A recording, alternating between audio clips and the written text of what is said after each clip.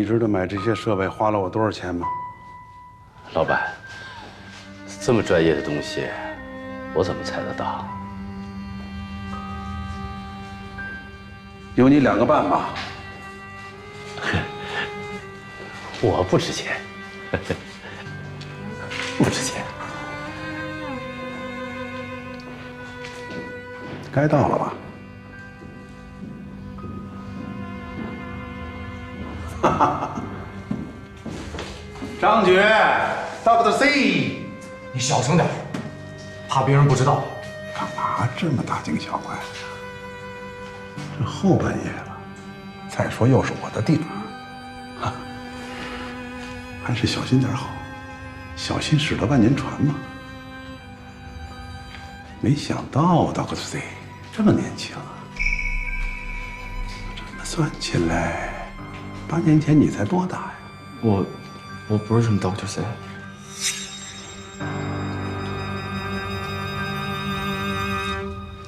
解释一下吧。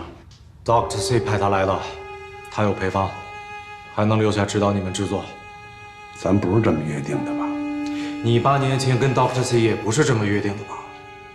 他在这儿可以全权代理 Dr. C， 配方给你带来了，随时可以开始制作。这是 Dr. C 开出最后的条件了。我想，对于谁是 Dr. C 而言，更重要的还是尽快重新制作出蓝魔吧，徐老板。蓝魔，我死脑筋了。小伙子，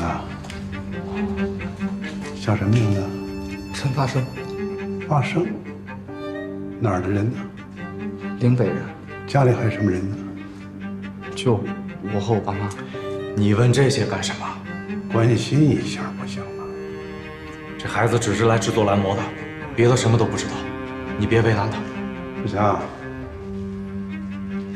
发生交给你了啊，好好照顾。还有啊，去岭北把他父母接回来，好的。让发生安心工作。你们要干嘛呀？没必要搞这些吧，徐老板。什么时候轮到你指挥我了，张局？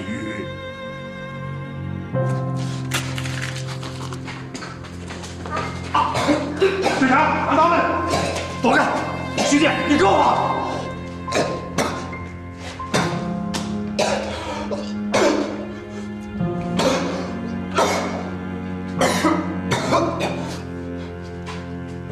你还是不习惯当坏人呢。只要能够制作出蓝魔，过程重要吗？也对呀。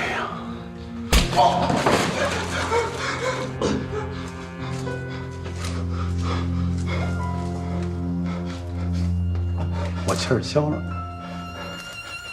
咱们还是好伙伴，好好工作。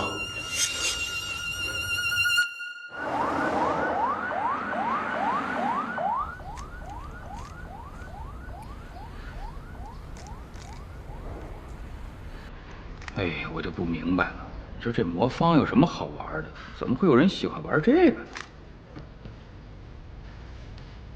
队长，想啥呢？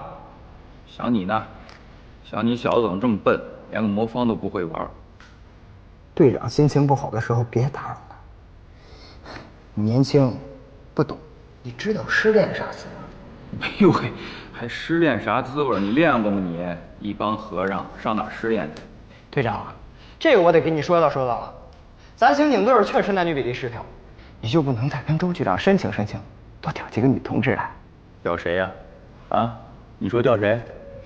现在这关键问题啊，是想来的不合适，合适的吧，他又不想来。哎，你得给宋师傅说，今天算你账上。行了，知道了啊。不要吃了。哎，吃了。姐。大哥来了。哎，宋师傅，这是吃什么呀？这是？今天排骨、鱼、红烧肉都有。哎，我看那小葱拌豆腐不错，给他俩一人来一份啊。这个好，这边还有鸡腿。啊？哦，还有鸡腿呢。哎，这排骨也不错。那什么，宋师傅，反正他们俩想吃什么，你尽管给他们打，好吧？然后记我账上啊。啊，谢谢队长。谢谢的。蔡队，嘿，老杨，吃饭呢？啊，冯毅也在。对了，那个我听说你不是要来刑警队吗？那事儿考虑怎么样了？对对对，蔡队你坐，我跟你说啊，我一直想来刑警队啊，你坐你坐。哦，我报考警校就是为了当刑警，除暴安良，匡扶正义，这是我一直的梦想。蔡队，你别看我现在虽然在档案室，但是我功夫一点都没落下。我最近学的菲律宾短棍，我给你看看。哈！对，坐一会儿，坐一会儿。吃饭吃饭。老杨，哎，你这个想当刑警这个态度啊，我是非常欣赏的啊。不像某些人，这个徒有一身屠龙之技是吧？就不往这关键地方使啊。谁呀？啊，就咱们局里边某些人嘛。哎呀，其实我们这个刑警队伍啊是非常需要壮大的，需要方方面面的人才。为什么这么说呢？因为这个刑警啊是真不好干，不是谁都能当刑警的。那关键时刻那都得是刑警冲在前面，是吧？咱就说上次那个筒子楼解救人质那事儿，你们应该都知道啊。筒子楼解救人质那是我去的。当时啊，我跟你说，那情况非常危险的，人质被锁在4楼的一个房间。我呢，从这个楼外的消防梯直上6楼，然后从6楼用绳索速降到5楼，然后我再通过这楼外的下水道到了4楼。啊，没事吧？然后呢，蔡队？然后我不就破窗而入，将人质解救出来吗？太酷了！还行是吧？这个我跟你现在你听我讲着，这是很简单的，但是其实这过程很复杂，也是相当有难度、非常危险的一件事儿。这真不是谁都能上去，知道吗？蔡队，当刑警太帅了，要不你就收了我吧。枫叶，你今儿怎么了？总呛着呀？没有，太辣了。小张，拿瓶水来。哪有辣椒？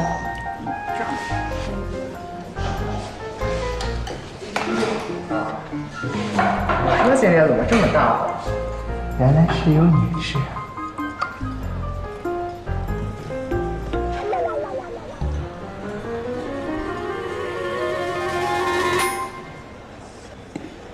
来，枫叶，喝点水。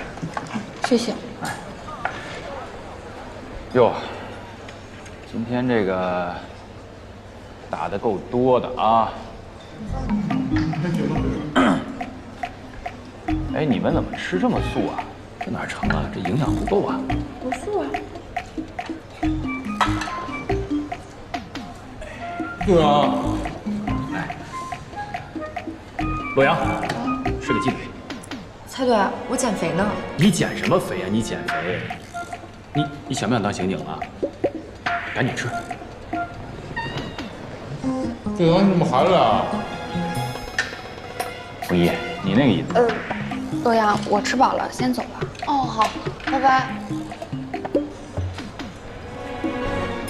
来，再吃一个。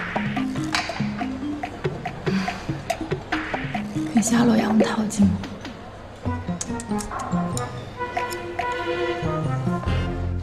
同志们，我们局里档案室的4位女警，最近破获了一起沉寂8年的冷案，在那些尘封的线索里，找到了最不可思议的真凶，这是我们局里的一件大喜事儿。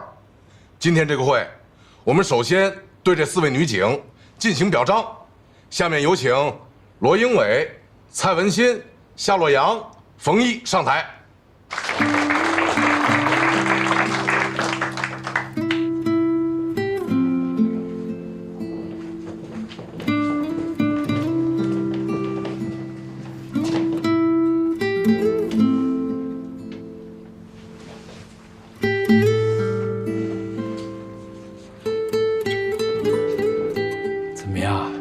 感觉到做警察这个职业的荣誉了吧？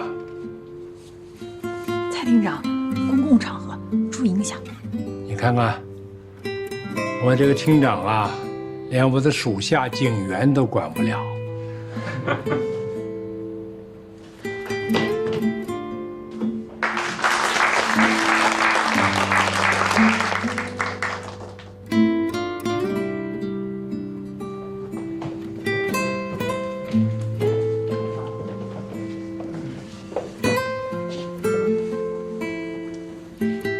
今天这次会呢，既是对4位女警的一次表彰大会，同时，为了破获局里那些多年未破的案件，我们局里决定为他们成立冷案小组。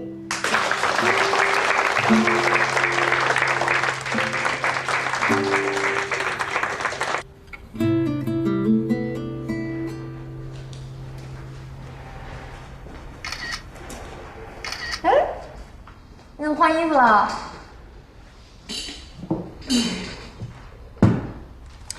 夏良同志，档案科不许拍照，知不知道规定啊？斜上45度，拍脸不拍环境，放心吧啊。哎呀，好不好看？哟，还一键美颜，还 P 图，妈还认识你吗？你干嘛呀？就你漂亮，你不用 P。我也 P， 但是我 P 我也不 P 穿着警服的呀。穿上警服，大家都跟一个模特刻出来一样，什么区别啊？蔡文熙，你又侮辱警察是不是？有啊。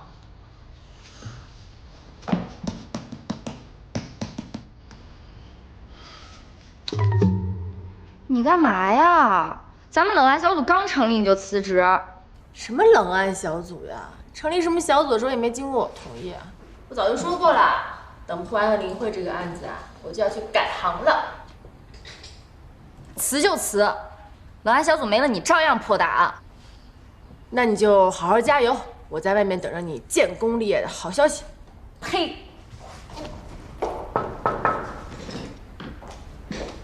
请问冯一在吗？冯一出去了，您找他什么事儿啊？我是他嫂子，也没什么事儿，就是来看看他。那我在这儿等他一下吧。啊，嫂子，冯一出去送材料了，不一定什么时候回来。你要有什么事情找他的话，我们可以帮你转达。不用了，你们这儿进来一次还要登记，怪麻烦的。我等等他。这是他位置吧？我一看就知道。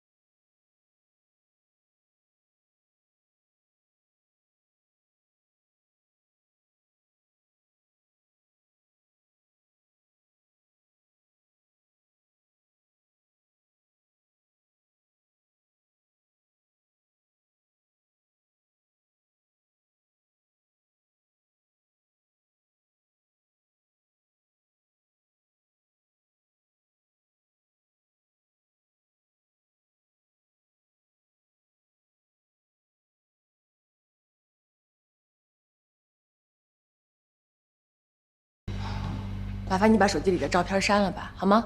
小同志，我是冯一的嫂子，这不第一次来他工作单位吗？拍几张照留个纪念。不是，我不管你是谁嫂子，这是规定就是规定，档案室就是不可以拍照的。麻烦你把照片删了。这位同志啊，你是小一的同事吧？我跟他好久都没见了，也不知道他工作怎么样。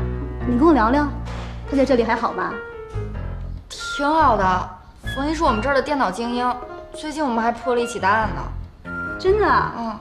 哎呀，你看这孩子也不跟我这当嫂子说，都不知道这么有出息了。他哥要是知道，指不定多高兴。哎，你是他同事啊？你也有出息。来来来，姐姐跟你合个影。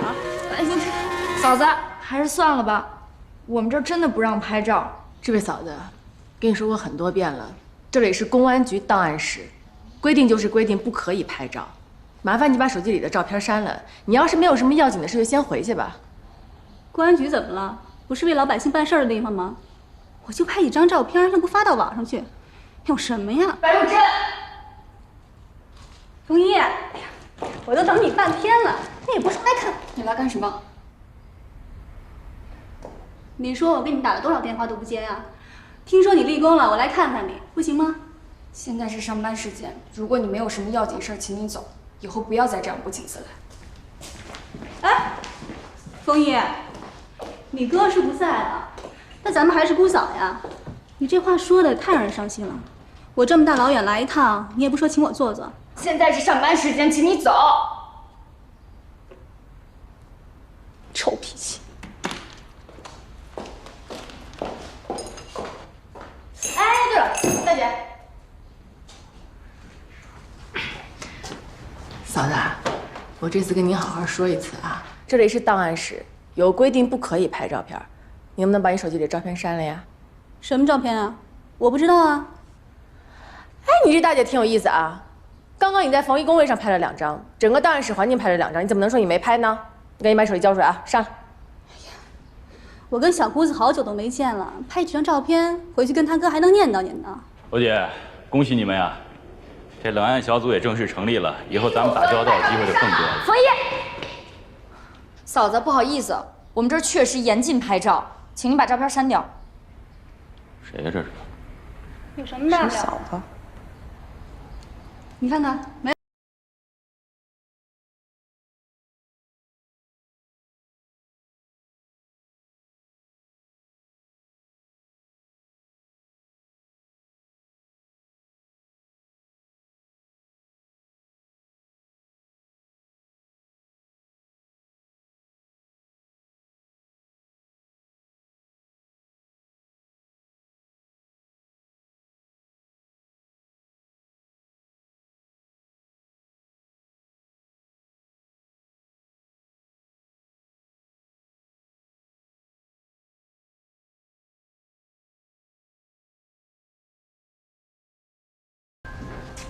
怎么了？冯一嫂子来了，找冯一的。嫂子？就刚刚那女的，我跟她说了很多遍了，档案室不可以拍照，她就拿那手机在这拍。我跟你们说啊，要不是我和夏洛阳看她是冯一的亲戚，我俩早就把她赶出去了。以后给那个楼下看门老谭说一声啊，别什么人都往里放。哎，我去看看冯一吧。哎，你这刚开完表彰大会，这衣服换的够快的啊！罗姐，蔡队长，他要辞职，他正打辞职报告呢。辞什么职的辞职？别管他，我走了。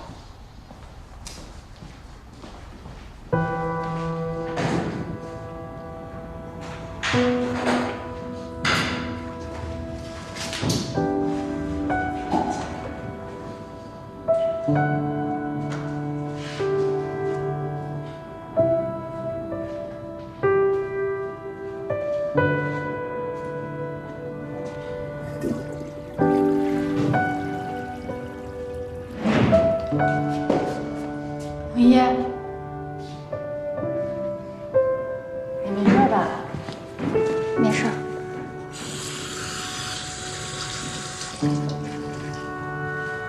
对不起啊，打扰大家工作了。冯一，你说什么呢？我跟你说啊，有什么事情就跟我蔡文心说，挂姐罩着你啊。走吧。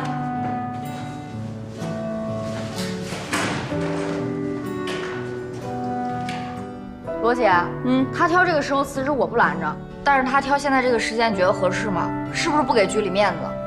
不给了谁面子呀？你看他这个态度。罗姐，我头有点疼，想提前下班，行吗？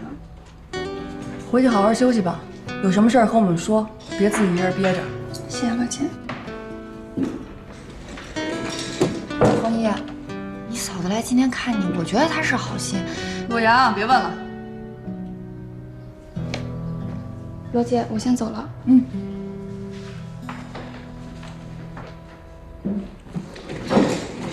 罗姐，我觉得冯一的嫂子今天来看他，冯姨还挺怪的，我从来没见过这样的她。咱们要不要去看看她呀？你怎么那么八卦呀？什么都问，这还没点个人空间呢。跟菜场大妈似的。你才菜场大妈呢！哎，你不是你八卦的时候了，我什么时候说过你啊？去。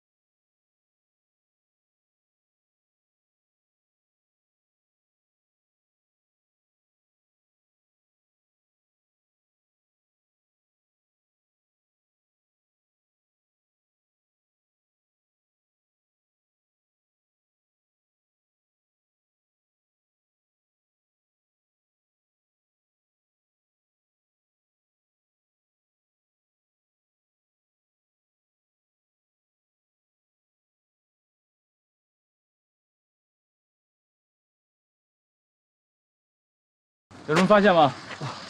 死者为女性，大约37、8岁，尸体完整，但腐烂程度很高。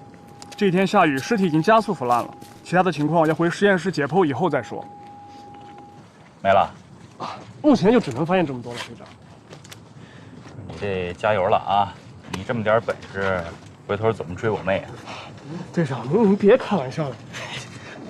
哎，队长，您要口罩吗？不用，要什么口罩？来，起来吧，我看。快！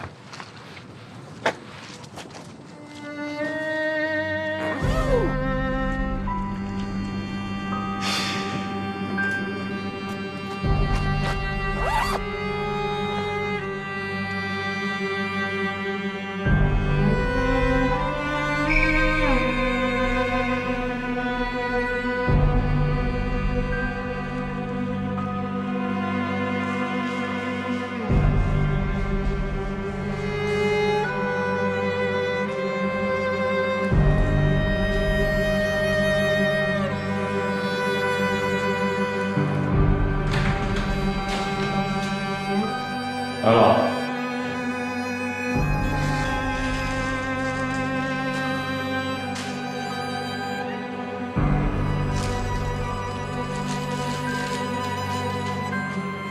基本上可以确定是冯玉的嫂子。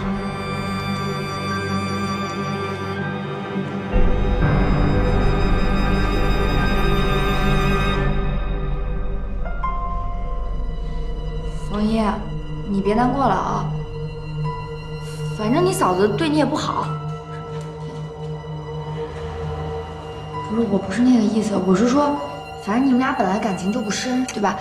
小王，尸体必须经过解剖才能确定死因吗？是啊，只要找到死者家属，家属同意签字，就可以解剖了。他没亲人，解剖吧。行，这完事就先回去吧，剩下就是法医的工作了。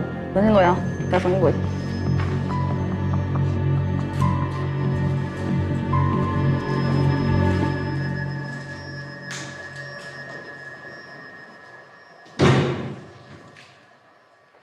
死亡时间能确定吗？根据尸体的腐败程度来看，死亡时间应该在一周以上。不过，考虑到抛尸地点的潮湿环境会加速尸体腐败，死亡时间不超过1周。不是你这都还没解剖呢，你就确定死亡时间1周之内？你确定吗？不是，罗科长、队长，这，根据尸体的腐败程度，凭经验也能判断的差不多了。凭经验？这查案的是凭经验吗？啊，你严谨一点好不好？小王，这可不是小事啊，你还是慎重点好。罗科长、队长，我好说歹说也解剖了上百具尸体了，不信你等我解剖完以后来看，我敢肯定这个人不多不少死了1周了。你行，越说越来劲了，你好好解剖啊，完事把报告给我。好。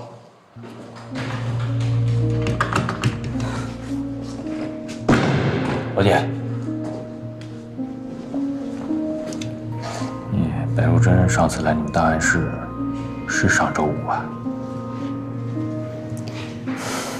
对，上周5正好1周。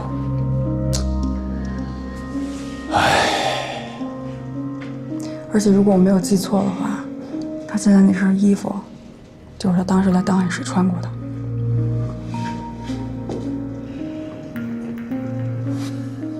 那又怎么样？这没准这人不爱换衣服呢，是不是？这事儿我相信冯一啊，跟他没关系。那你就去把这种不可能给证实了去。我现在就证实去。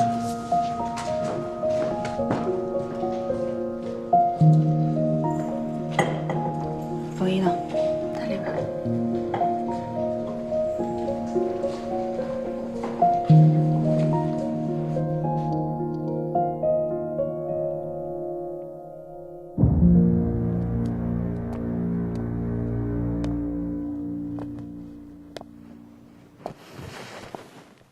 冯一，你还好吗？没事儿。我能问你几个问题吗？如果我没记错的话，你嫂子是1周前来到咱们这儿，之后你又见过她吗？那天晚上我去找过她，那是我见他的最后一面了。傻站着干什么？起来坐呀！起来坐呀！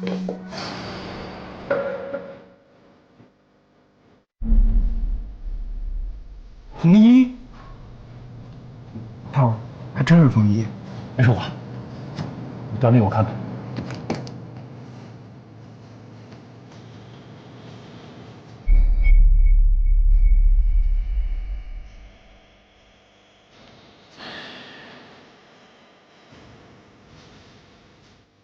他那天来，你赶他走，那你为什么还要去找他呢？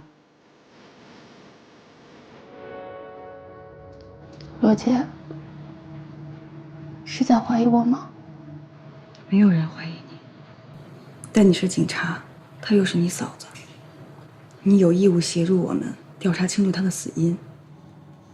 我不想见她，去警告她不要再来找我了。冯烨，你要清楚，你现在说的每一句话都很重要，所以一定要想明白、想清楚了再回答我。你那天去找他的时候，进去和出来时，有见到别人了吗？电梯里和走廊里都没有人。好吧，你先回去休息吧。但是我希望你能够再仔细回忆一下当天的情况，想到什么第一时间告诉我。罗姐，我走了。文烨，你是个警察，有任何行动，记得打报告。罗姐，再见。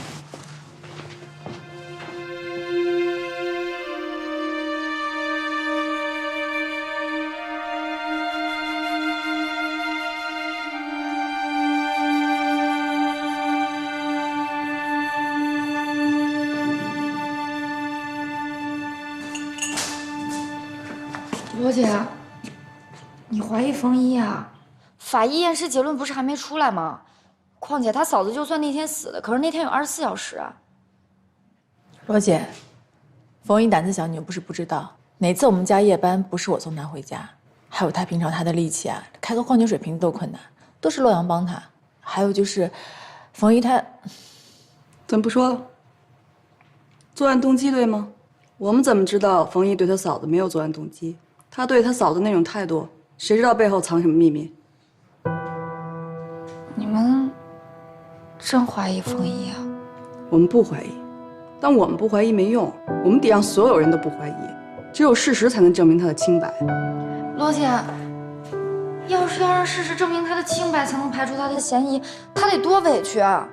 不委屈，他是个警察，他很清楚，只有铁一般的证据才能证明他的清白。罗姐，你跟我来一下。罗姐，这是7月8号晚上白油珍家大堂的监控视频，你看，冯一进了大堂，紧接着乘坐电梯到达了白油珍家所在的楼层，紧接着7点多钟，白油珍回来了，也乘坐电梯到达他们家所在的楼层。你看，出电梯的时候跟冯一碰面了。这时候看着两个人还都很正常，紧接着他们两个人应该就进了白如珍家，几分钟之后离开白如珍家。但是你看，冯一现在的表情好像很痛苦。他进去之后出来的时候，看起来似乎是不太一样。他们在白如珍家应该是发生了什么事情，要不然冯一不会这样。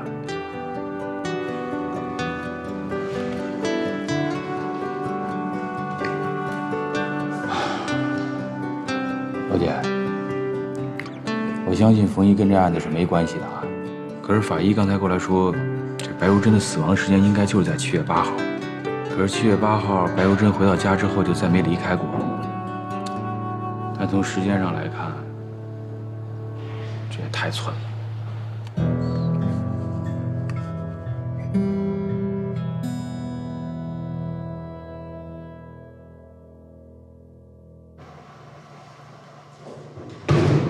小王。哎，罗科长，验完了吗？我来问问情况。验过了。尸体的胃内容物验过吗？验过了，验过了。死者大约死于最后一次进食的6小时之后。那死亡时间呢？可以确定为7月8号吗？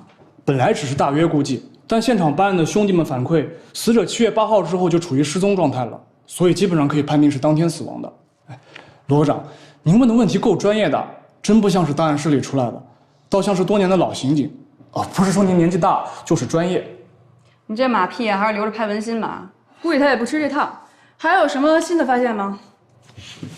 倒还真有一个挺有意思的发现。哎，罗长，您看，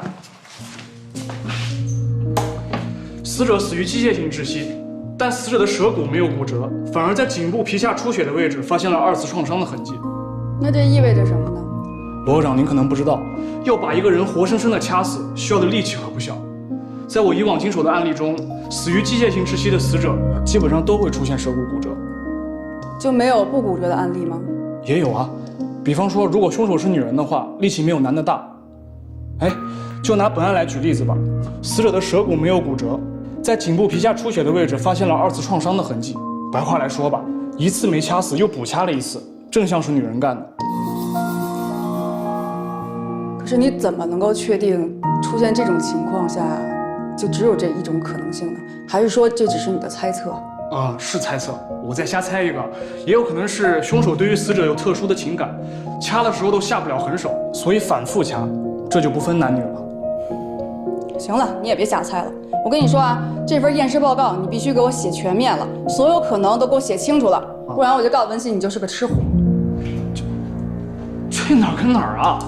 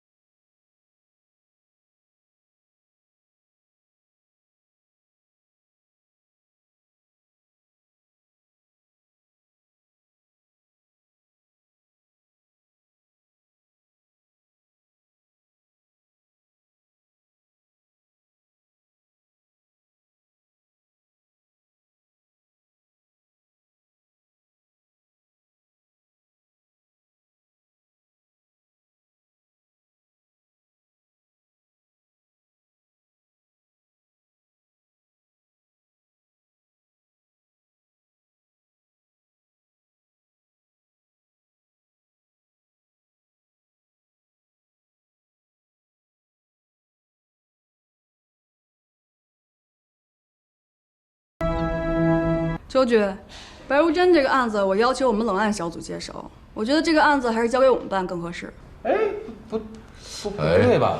英伟啊，这可不是冷案，死者刚死1周，还轮不到你们冷案小组接手吧？是啊，我看局里最近的重点不是扫黑吗？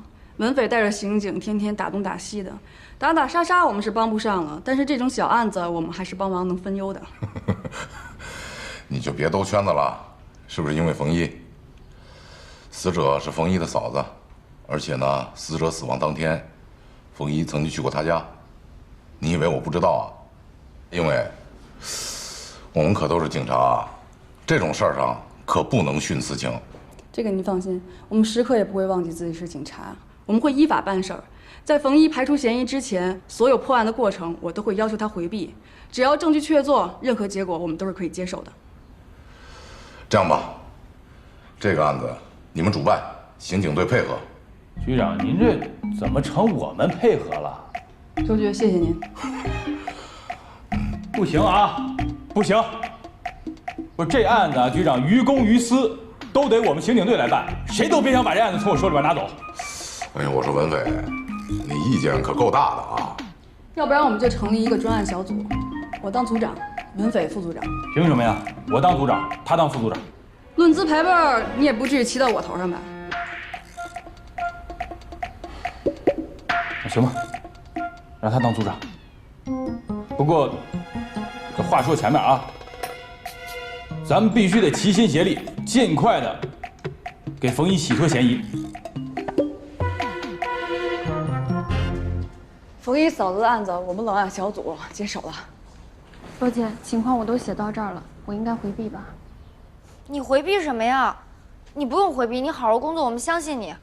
信任是建立在事实的基础上的，但是现在的事实就是白如珍遇害当天，冯一去过她家，冯一很有可能就是白如珍生前接触过的最后一个人。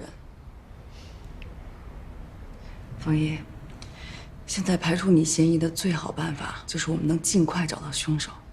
我知道，重提你嫂子会让你很痛苦，但你是个警察，你嫂子又是被谋杀的，所以你的证言对案件非常重要。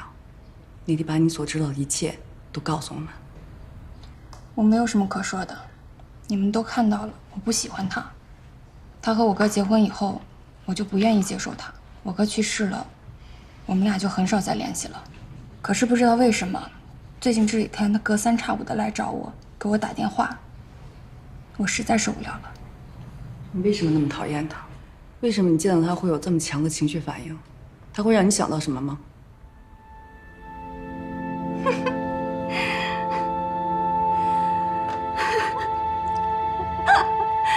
真的啊？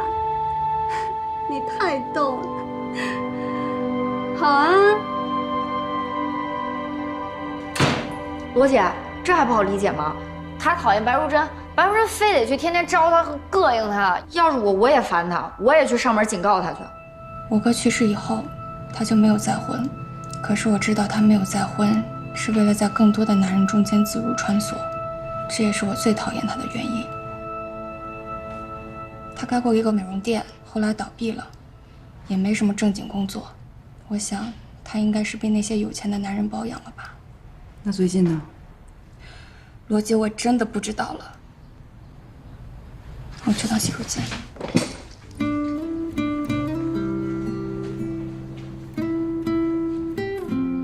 他知道的一定比告诉我们的多。不可能，都发生这种事儿了，冯一肯定想说的都说了，该说的都说了，能说的都说了，剩下的就该咱们自己去做了。你们知道一个警察最痛苦的是什么吗？就是被人怀疑，替人背黑锅。冯一在咱们之中就像个影子一样，咱们又有谁去了解过他的内心吗？也许通过这次案件，我们能够更加走近他，给他最大的帮助。为了查明真相，为了还冯一一个清白，我们加油！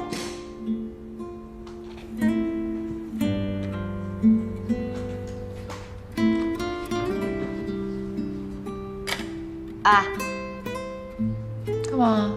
你还辞职吗？把手伸出来。找你。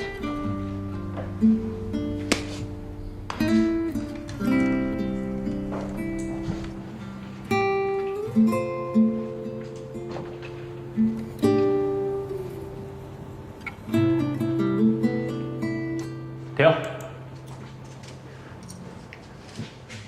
画面如果定格在这个位置就结束的话，大家肯定会认为冯一的嫌疑比较大，但没关系，我们还发现了更有力的证据。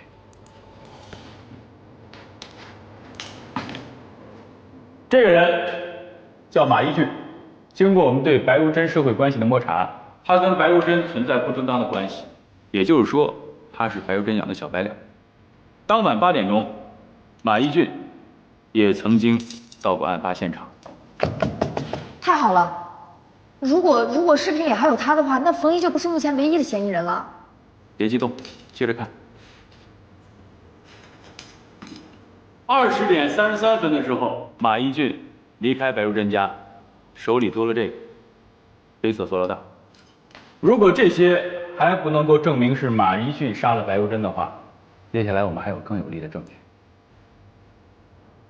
3天后，也就是7月11日，马一俊再次来到案发现场，手里拿了这个黑色的旅行箱。这个行李箱也出现在抛尸现场。没错，抛尸现场我们也曾经发现过这个黑色的旅行箱。紧接着7月11日的22点08分，马一俊驾车往出城的方向走停，而他开车行驶的这个方向，正是我们发现尸体的那座荒山的方向。蔡队员找到凶手了。这个马一俊的社会关系你调查了吗？这马一俊算是个官二代吧，但是他爹因为贪污给抓进去了，也算是家道中落。但是他富家子弟习气一点都没少，吃喝嫖赌毒全沾。老姐，我觉得这案子调查到这一步，基本也就明朗，马一俊最有嫌疑，这就好办，抓个马一俊对我们来说易如反掌。好，前方搜查兄弟传来消息了，找到马一俊的踪迹了。好，太好了！现在所有人听我命令，马一俊有吸毒史，有很强的攻击性，所以我们在抓捕的时候一定要注意安全。现在所有人领装备，咱们出发。是，小姐，帮我把腰紧。罗姐，我也得跟着去。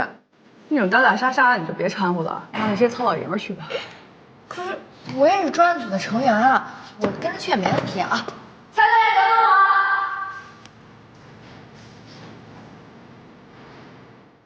等等我。走吧。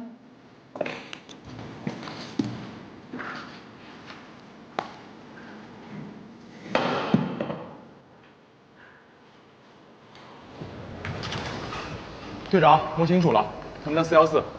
哼，你看这小子住这房间，今天这小子是跑不了了。小刘、小张，跟我上去，其他人把各出口给我堵住了。是。哎，队长，还有我呢。他是在这坐着啊。我回其他个都第一呢。你有枪吗？队长，你要给我发枪啊？想得美你！我是说你没枪，上去会很危险的。他是在这等着。哎呦喂！你看我能保护我自己。你呀，你就是投错胎了你，行吧？一会儿跟紧点儿，有什么事儿躲我后边，知道吗？是。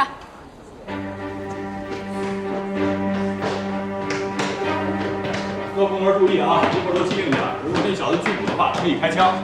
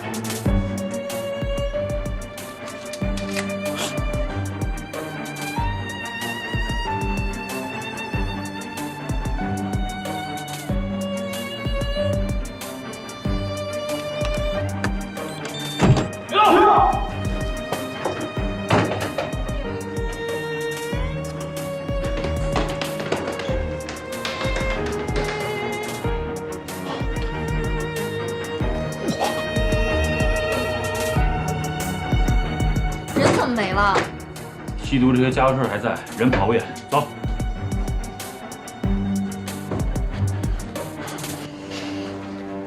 酒店各个出口都有咱们的人，所以这小子呀跑不了，肯定还在酒店里面。咱们分头查一下。你去那边。是的。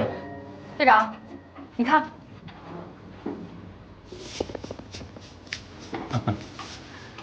哎呀，你说这小子跑哪去了啊？这要逮着他呀，我非毙了他不可。啊，队长还能毙人呢？这有什么不能的呀？他这是逃跑，知道吗？这叫拒捕。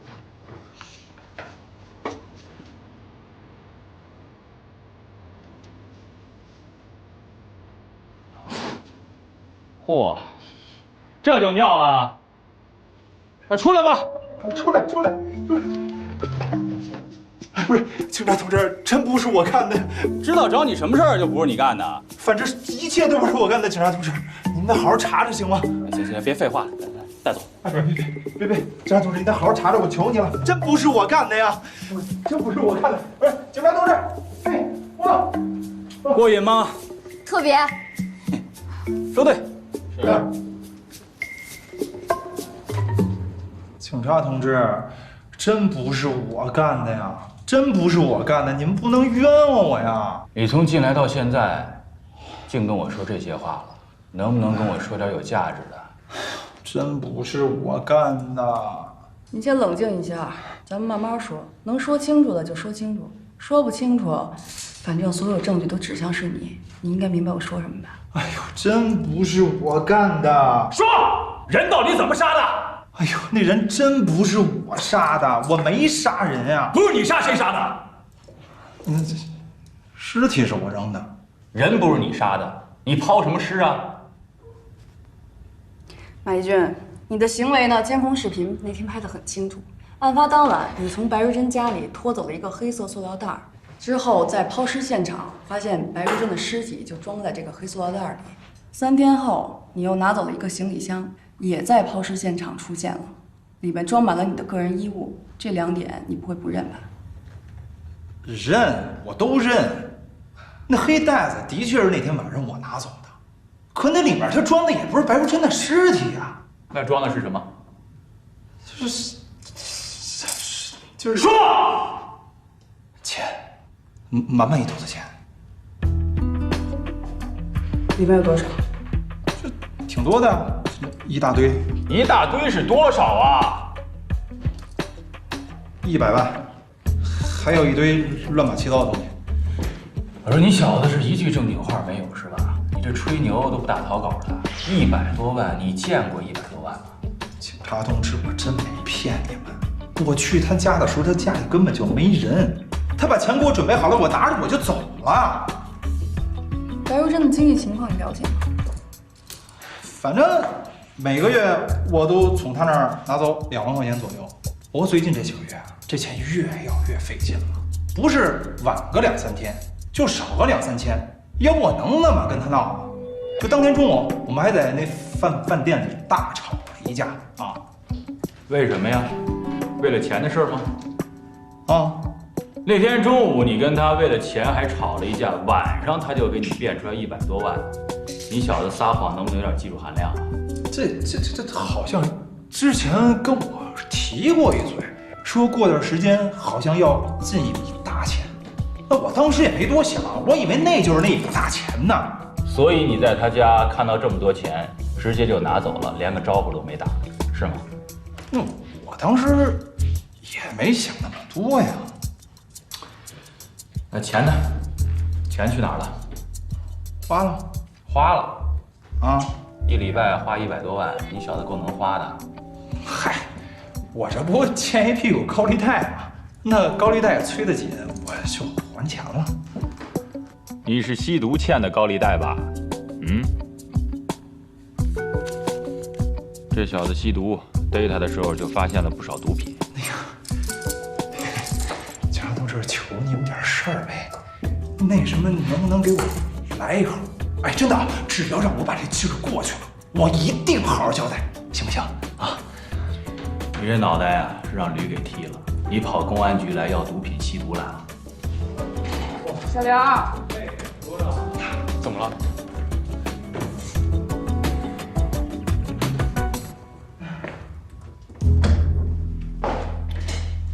小姐，这个非常时期嘛，上点非常手段。对，非常感谢，谢谢啊。接着说。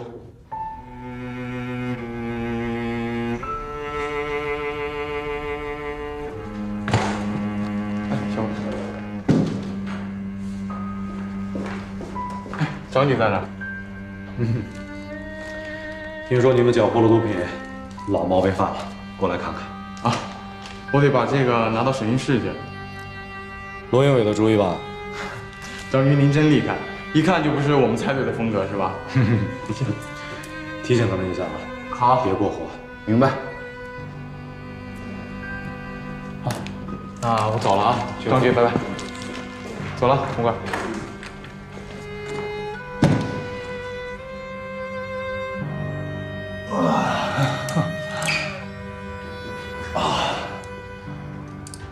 那么好啊！刚碰见张局，他让我提醒一下，让咱们别过火。我知道了，走。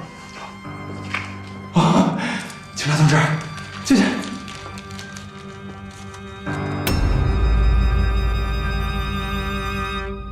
同志，请老实交代。哎呀，警察同志，你看都拿来了，你说。说。那天中午我跟白如珍吵完架以后吧，她跟我保证说那个晚上上他们家一定能拿到钱。那我下午哪儿也没去，就在家睡觉呢。她给我拽了一电话，说让我晚上8点上他们家拿钱去。儿珍，儿珍，啊？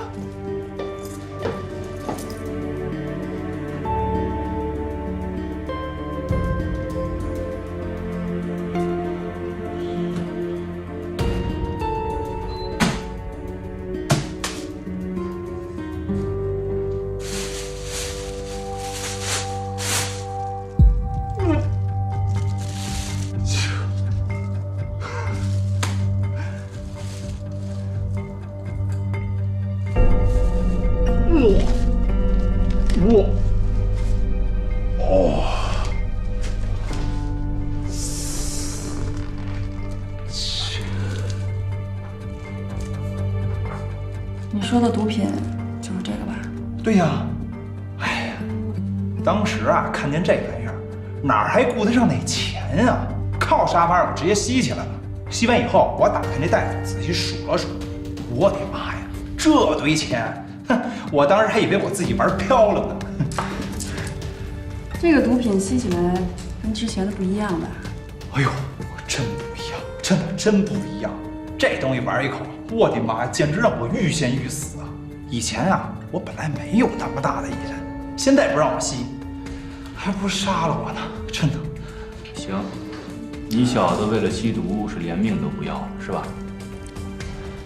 那你就老实交代呗，是不是你在白如珍家发现了巨款，想携款潜逃，结果被白如珍发现了，所以你直接杀了他？哎，警察同志，人真不是我杀的，我跟你们发誓，白如珍真不是我杀的。那我也奇怪了啊！你说我拿了他那么多钱，3天了，他居然没找我。那你们想想啊，毒我有了，这钱我也拿了，那我也没多想啊！你说我有玩意儿了是吧？也有钱了，我哪还顾得上他呀？啊！3天以后，我开着车就出去了，就闻见这车里有股味儿，这味儿越来越大，那我就找啊，找也找不着。我打开后备箱一看，有一大黑塑料袋，哇！那我就扒开一看，我的妈呀，差点没吓死我！那我就想赶紧把尸体给扔了呀。可是我一想，这白如珍家里有我一堆东西啊，那让你们发现了，那我跳进黄河也洗不清了。当天晚上，我拿着行李箱就去白如珍家里了，把我那些乱码七糟的全装箱子里了，开着车我就出去了，把那行李箱跟尸体全扔山里了。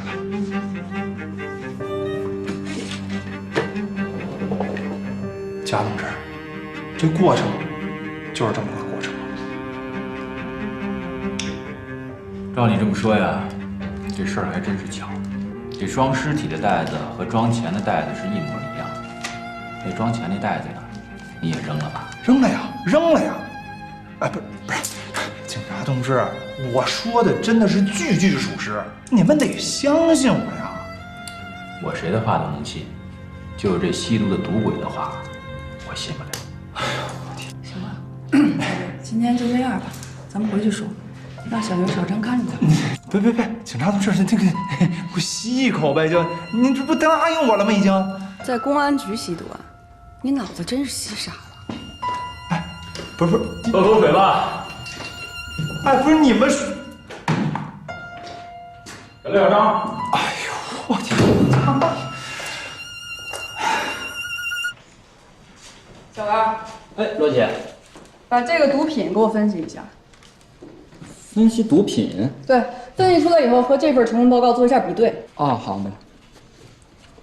蓝魔，哎，这是哪个案子啊，罗姐？你问那么多干嘛呀？你就负责分析就好了。哦，因为我就知道能在这儿找到你。张局，忙吧。看守所那边有消息了。那边什么情况？我仔细调查了看守所所有工作人员的身份背景，没有发现可能跟蓝魔有关的人。局里命令看守所马上开始一次安全隐患大检查，同时责令当天的值班人员做出深刻检讨，等候组织处理。好，知道了。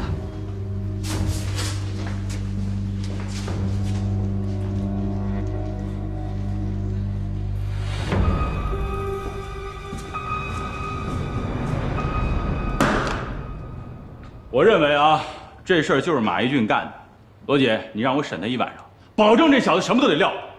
蔡文北，我不管你之前是怎么审犯人的，但是这个案子现在我参与了，你就不能这么办。罗姐，这不就是一个普通的杀人案啊？我办过的杀人案多了，你为什么就不相信这马一俊？你怎么不让我审他呢？因为我觉得你掺杂太多自己的个人情感了，没法理性的找到真相。那个，我说两句呗。我根据监控视频，整理了白如珍在案发当天的行动路线和时间点，我跟大家说说呗。你说。白如珍在11点05分的时候离开家，来到了局里找冯一。离开局里以后，在12点20分左右来到了滨海路的一家餐厅吃饭。这个马一俊交代过，他中午跟白如珍一起吃了饭，两个人在饭桌上因为钱的事吵了起来。哦。中午吃饭的时候因为钱吵了起来，然后晚上白如珍家就多了100万。哎，人洛阳这逻辑是对的，我也是这意思。哥还有呢，你快说，快说。白如珍吃完饭以后就去了美容院做脸，做完脸以后步行离开，在18点15分的时候，他又回到了美容院取车回家。18点55分，白如珍把车开到了城市花园的地下车库。19点01分，白如珍上楼，那个时候冯一就在他家门口等他。差不多是在19点17分左右，冯一从白如珍家出来，乘坐电梯离开。说完了吧？你们都听到了，文心把这案子已经捋得很清楚了。但有一点啊，你们告诉我，谁从这视频里边看见白如珍手里边有这钱袋子？他手里没有，不代表家里没有。罗姐，他家里要真有100万，他就不至于中午和马一俊在饭馆还发生争吵，因为钱的事儿。咱们跟这儿吵没有意义，要不我们就去印证他。怎么印证啊？你什么意思？他不是说把100万还给高利贷了吗？那我们就去找那个放贷人问一问。哎呦我的天哪，罗姐呀，这马一俊说什么你怎么就信什么？你怎么那么相信他呢？他说人不是他杀的，你就信人不是他杀的。曹文伟，你怎么了？那么着急干什么呀？我能不着急吗？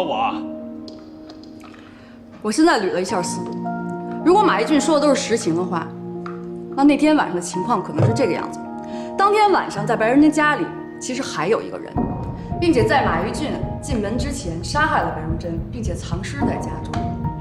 在马一俊喷云吐雾的时候，白如珍家里除了一具尸体，还有一个人在暗中监视着他。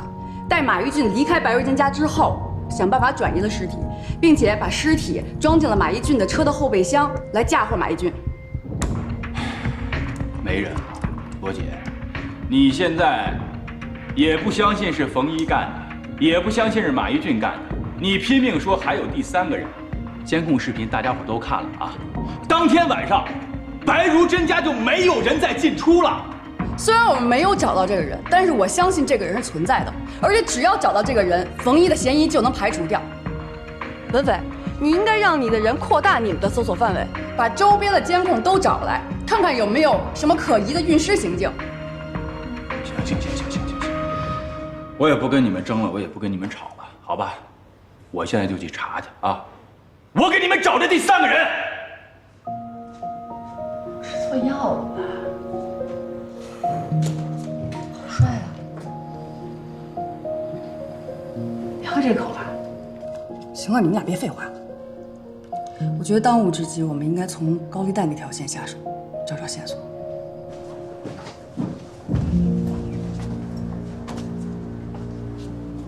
怎么全是小额贷款公司呀？太可恨了！这有什么值得可恨的呀？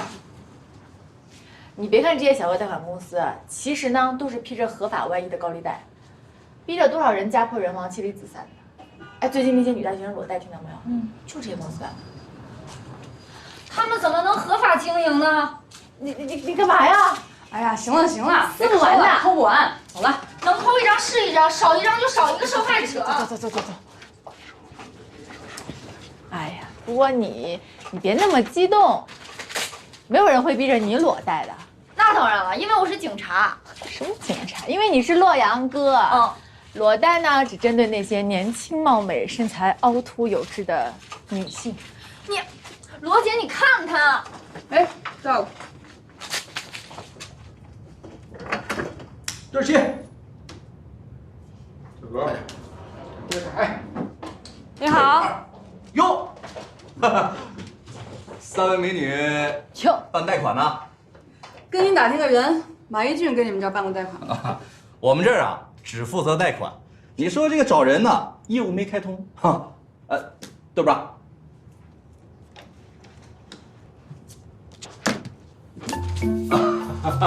警察呀，这我们这儿一切手续都齐全，一不犯法，二不犯罪。您看，想查什么随便，什么都随便是吧？对。把你7月8号到11号的账目拿来让我看看。查账啊！哎，来，走，查账，咱先唠唠马一俊的事儿啊。马一俊说之前还了你们100万，有这事儿吗？没有，绝对没有，他就还了93.6万。对，账本拿来，小哥快。好，您。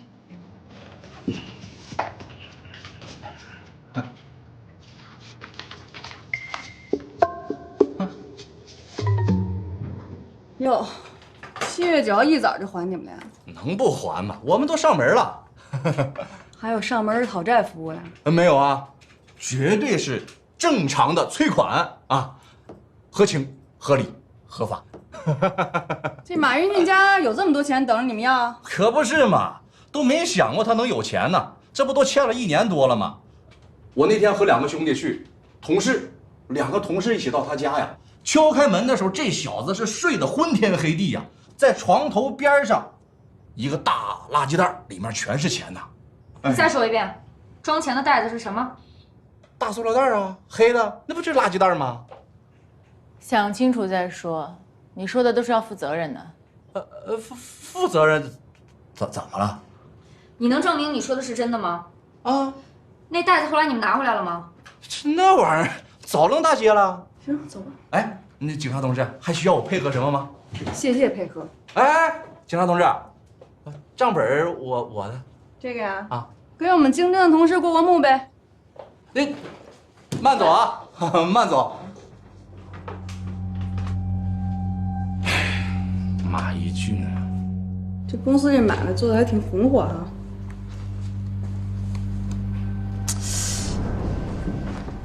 罗姐，会不会是马一俊和高利贷串通好了做伪证啊？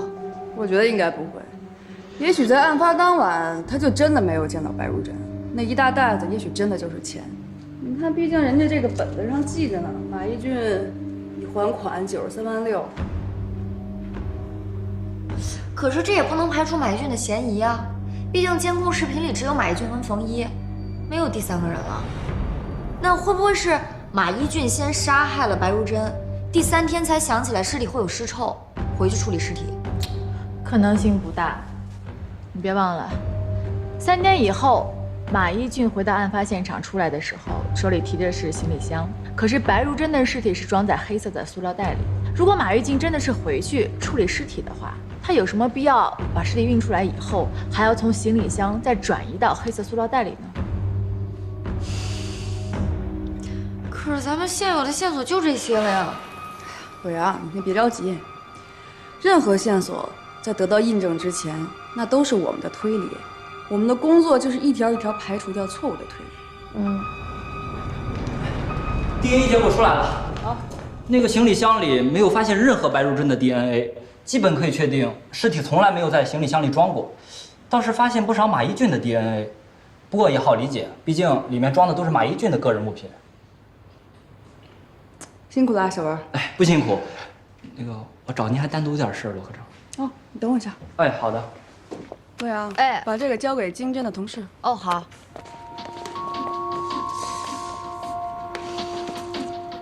有了 DNA 检测的结果，就证明马一俊他没有说谎。如果是这样的话，那罗姐关于现场有第3个人的推测基本上就成立了，就是这第3个人杀害了白如真。那白如真的尸体呢？马一俊是8点钟进入白如真家的，从冯一离开到马一俊的进入，满打满算也就40分钟时间吧。凶手是如何在这么短的时间内做到完成凶杀和转移尸体呢？这凶手可能会瞬间移动。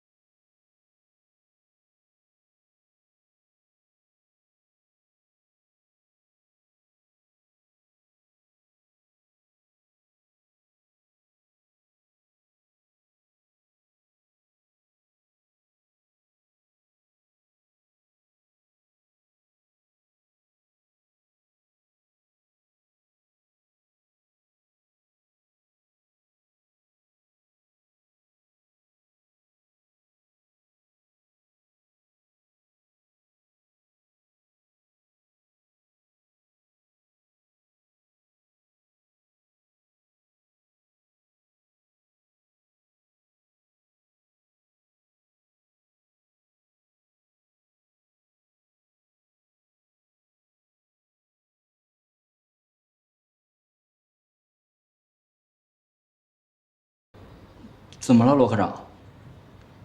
你们技侦今天谁值班？就我呀。你们这儿有监控吗？没有啊。到底怎么了，罗科长？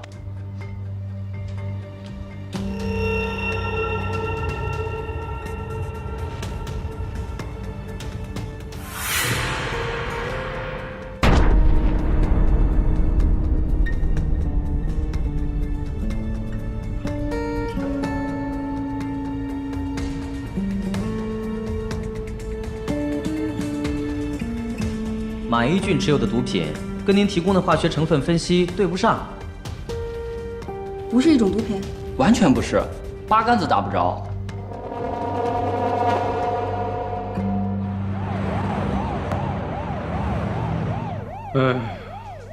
局长，这活没法干了。哎呀，这我们昨天晚上刑警队啊，我们熬了一宿，7、8个 T 呀，真的眼睛都看瞎了。现在还好几个兄弟在那儿挂号等着看眼科呢。哼，有那么夸张吗？说重点，都发现什么了？重点就是什么都没发现。这监控视频之前不都看过了吗？这马一俊也抓了，这一审马一俊说不是他干的，这罗姐就说这另有其人。这哪儿有什么其他的人呀？那么昨晚上我们又认认真真、仔仔细细的把这监控视频从头到尾的看了一遍，啊，从这白如真开车回家，进地库，下车，进电梯，上楼，进家门，就没出现过第2个人。之后这电梯里的监控视频也没显示有其他的陌生人。啊，行，我退1万步说，就算是有一人特神通广大，神奇的躲过了所有的监控视频，到了白如真家，又神奇的消失了。尸体呢？尸体的怎么办？他总不能背着尸体从11楼下来吧？我再退1万步，他就算是背着尸体从11楼下来了，他能背着尸体进出小区？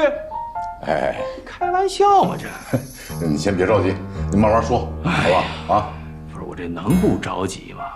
这人一多呀，想法就多，办案思路不统一。我跟您说啊，这要没这冷案小组，这案子早就破了。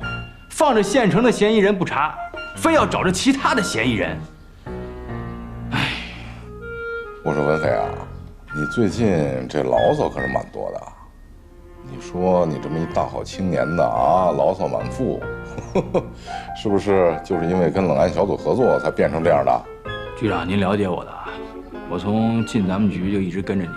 你说这么长时间，我这局里边我服过谁？除了您以外，我服过谁？是这罗姐原来在边境的时候呢，她确实是叱咤风云，这没假。但是现在到咱们局，我是刑警队长啊，是不是？他不能老把我不当回事儿，天天坐我脖子上这么吆五喝六的，动不动还给我一鞭子，你这太事儿妈了，这个。哎，干嘛？啊？哎呦，这罗姐，你这轻功练的可以啊！你什么时候进来的？蔡文飞，你说谁事儿妈呢？哎呀，我就是一比喻啊。我是说，咱们合作了以后，我变事儿妈了。我现在真事儿妈我这正跟局长汇报工作呢啊。那个昨晚上我们又连夜看了一宿的监控视频，我们这好几个兄弟啊，等着挂号看眼科呢，这眼都瞎了。哎，行了，你这段就别说了，好吧？那跳过这段，说重点好吧？这重点就是，监控视频都看了，没发现有其他人啊。这案子呀，如果真没其他人，我认为就是马玉俊干的。为什么呢？马玉俊有作案时间，有作案的动机，他也是进出作案现场唯一的人。局长，您让我好好去审审这马玉俊好吗？您给我1天的时间，我保证他什么都招了。你带着你们刑警队都这么破案呀？你什么意思啊？我什么意思你很清楚。我们的一个同事在错误的时间出现在了错误的地点，我们都想尽快的排除掉他。可你倒好，我提出第3个人存在的时候，你干脆把这第3人给排除了。我看你就是想坐实这白如珍是被进入案发现场的2人之一给谋杀，而冯一就是之一。哎。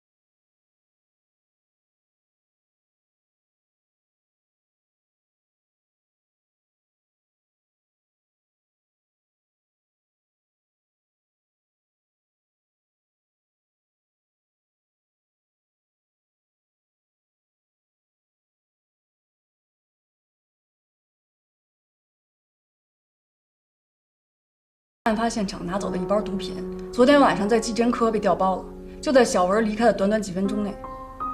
你是说，我们局里可能有内鬼？我也真是没想到你们能这么不小心，能不能专业一点？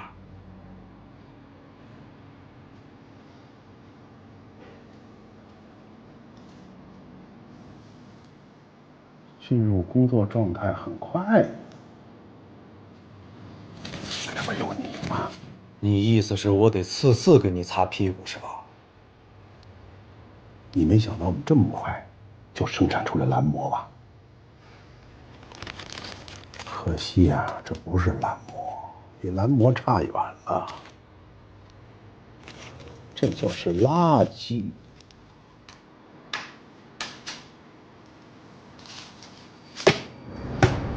我花钱一批一批的生产出来的全是下脚料，我能不着急？我得想办法都得处理掉，不然我一天得赔多少钱呢？这事儿跟我没关系啊。毒是我跟你联系了，配方也早就给你了，以后的事儿跟我没关系了。不能这么说吧？你还得发挥主观能动性。局里边方方面面的工作还得你打点呢，不能说没关系吧？